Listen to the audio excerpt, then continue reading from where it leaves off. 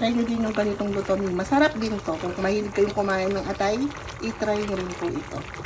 Hi cooks, it's another cooking day. Mayroon ako ditong atay. Ayan, hindi ko atay yan. So, imamarinate ko to sa toyo, sa suka. Ayan, tig 1/4 cup sila. Lagyan natin ng paminta. And then mix natin. So, ibababad ko lang to ng mga 30 minutes. Pwede na. Maglalagay ako ng cooking oil. Konti lang kasi maglalagay pa tayo ng margarine. Ang gamit ko ay Star Margarine. Ayan. Kalang tayo ng isang kutsara. Lagay ko na yung bawang. At kapag ganitong mabango na yung bawang, lagay na natin yung sibuyas. Ayan. Kapag ganyan translucent na yung sibuyas, at very aromatic na sila, unahin ko tong green peas, tong frozen green peas. Mamaya natin lagay yung atay, kasi yung atay kapag matagal niluto, tumitigas. Lagyan natin ng tomato paste, mga 2 kutsara.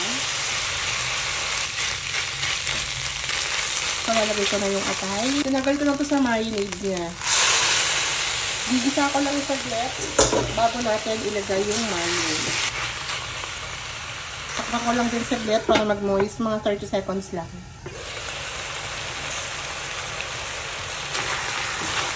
Kung gusto nyo ng masarsa, damihan nyo ng tubig.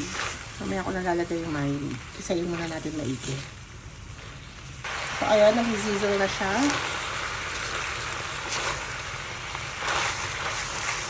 At tumitigas na rin yung atay ng konti, kaya ilagay na natin yung marinade.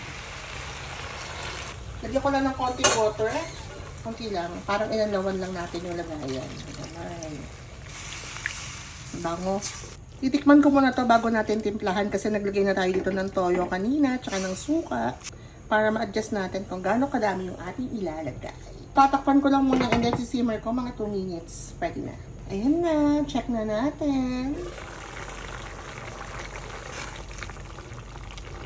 Wala akong laurel. Kung meron kayong laurel, lagyan nyo.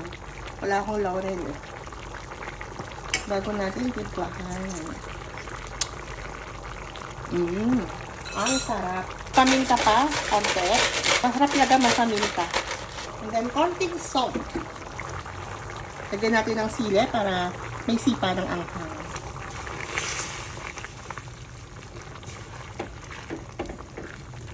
Tatakpan ko muna ulit siya. Another 2 minutes. And then, okay na yan. Meron pala ako ditong leeks. Nakalimutan kong lagyan. Wisikan lang natin ng konti. Pampalasa.